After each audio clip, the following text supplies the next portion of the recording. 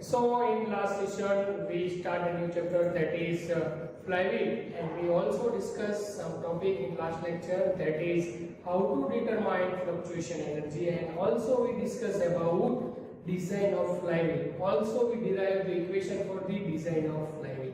Clear? Also we discuss about how to find diameter of flywheel, how to find thickness of flywheel, how to find cross sectional area of the flywheel ring. Clear? So in today's session we have to discuss application of flywheel in punching press. Clear? So what is the application of flywheel in punching press? Clear? Flywheel also using the 4-stroke engine, in 2-stroke engine. Clear? Flywheel mounted in engine at the end of the crankshaft. Clear? Flywheel, what is the function of flywheel? Function of flywheel is to store the kinetic energy and deliver kinetic energy whenever we require. Clear? So this is the main function of flywheel. But flywheel also using punching press. Clear? What is the function of punching press? Punching press function is to drill a hole in the plate. Clear? So what is the application of flywheel in punching press? So flywheel store energy and deliver energy to the slider crank mechanism.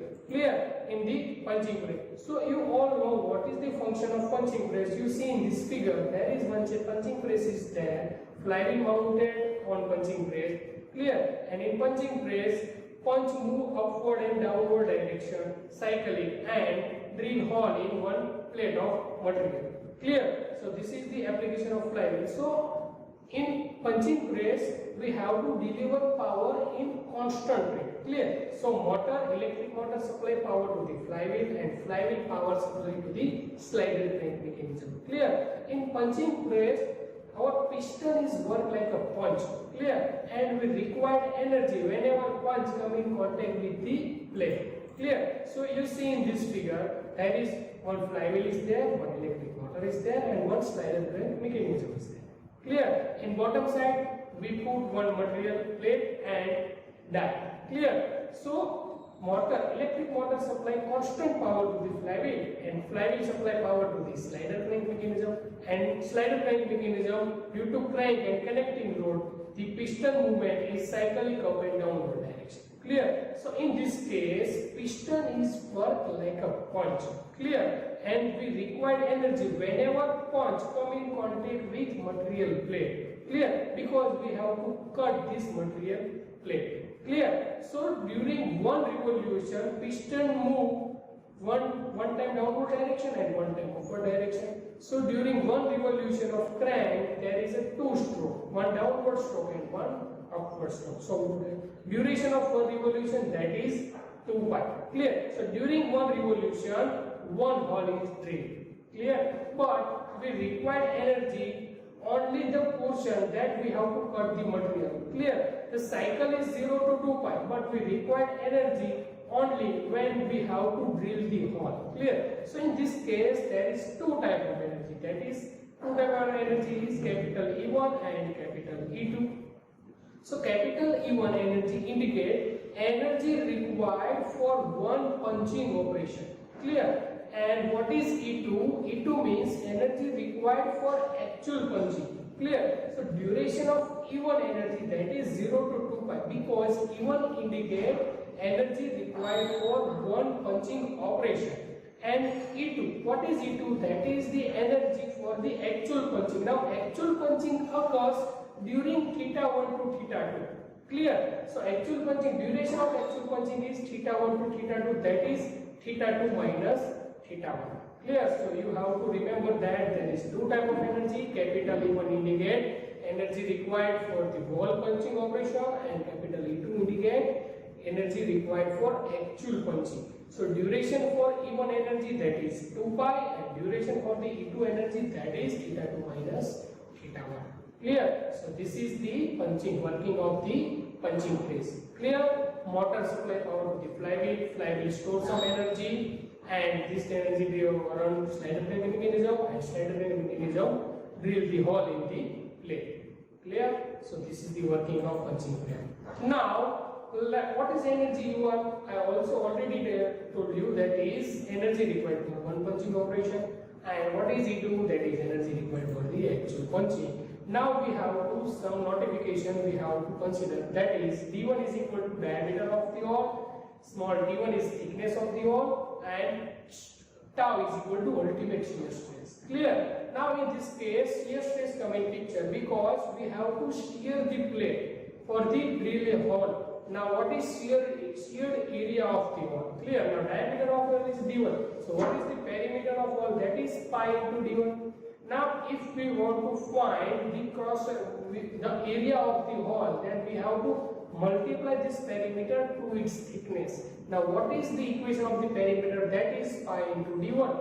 If we multiply this perimeter to its thickness, then area of this sheared hole, that is pi p1 into d1. Clear? So this is the sheared area of the hole. Clear? Okay. Now maximum force required for punching, that now you all know what is the relationship between stress, force and area. So what is the equation of stress? That is force upon area. So based on that you can write down area is equal to shear stress into force is equal to shear stress into area. Clear? So shear force is equal to shear stress into area. So equation of the area is pi d1 into t1 into ultimate shear stress. So this is the equation for the force.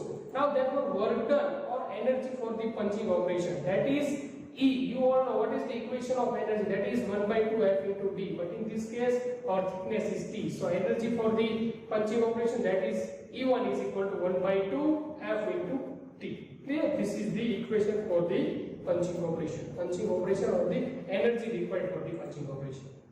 Now E2 is equal to E1 into theta 1 minus theta 2 upon 2 pi.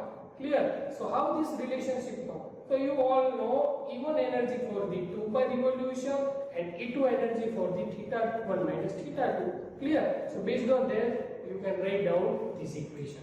Clear? Now therefore balance energy equation for the punching. Now you all know what is the maximum fluctuation of energy, that is E1 minus E2. Delta E is equal to E1 minus E2. You have to put the value of E2 over here. Clear? So equation of delta E is equal to E1 minus, put the value of E2 over here. So E1 bracket theta 2 minus theta 1 upon 2 pi. Clear? Now from this equation you can common the value of E1 and you can write this equation in this form, that is E1 bracket 1 minus theta 2 minus theta 1 upon 2 pi.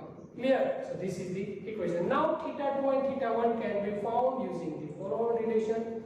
You all know theta 2 minus theta 1. Clear? That indicate the actual punching, duration of actual punching, and 2 pi indicate one revolution, means 360 degree. Now 360 degree if you convert into radian form, then that is 2 pi. Now theta 2 minus theta 1 you can write, if theta 2 minus theta 1 value is same as the value of thickness of the plate, because punch move downward direction at the crank position from theta 1 to theta 2 and punch move and punch cut this plate. So thickness and arc of between theta 1 and theta 2 will be same. Clear? So instead of theta 2 minus theta 1 you can write T. Clear? And instead of 2 pi. Now during one revolution there is two stroke is occurred. One downward direction stroke, that duration is 0 to pi.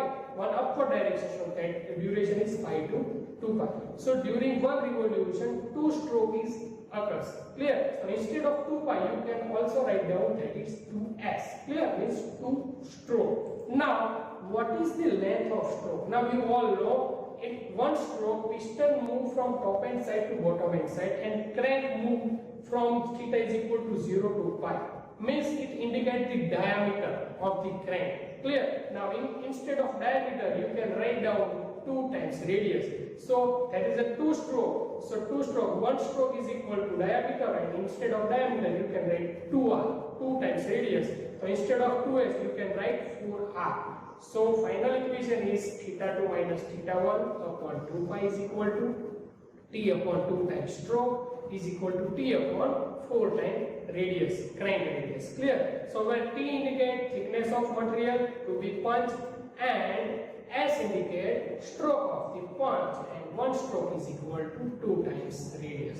So this is the working of the flywheel in punching press. Clear? This is the working of punching press. Application of punching press is to drill a hole in material, means in a plate. Clear? So you all know in this case shear stress come in picture, and you all know what is the equation of shear stress, that is force upon area, and area of this shear wall, that is pi d1 into d1.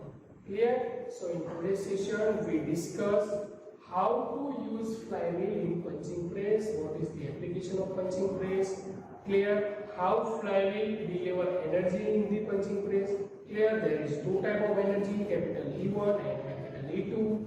E1 indicate energy required for one punching operation, E2 indicate energy required for the actual punching. Duration of E1 energy, that is 2 pi, duration of E2 energy, that is theta 1 to theta 2, means duration of that is theta 2 minus theta 1. Clear? Fluctuation of energy, that is delta E. Delta E is equal to E1 minus E2. You all know maximum energy minus minimum energy. Based on that, we derive this equation. Clear? So this is the application of flywheel punching press. So next topic we will learn in our next lecture. Thank you.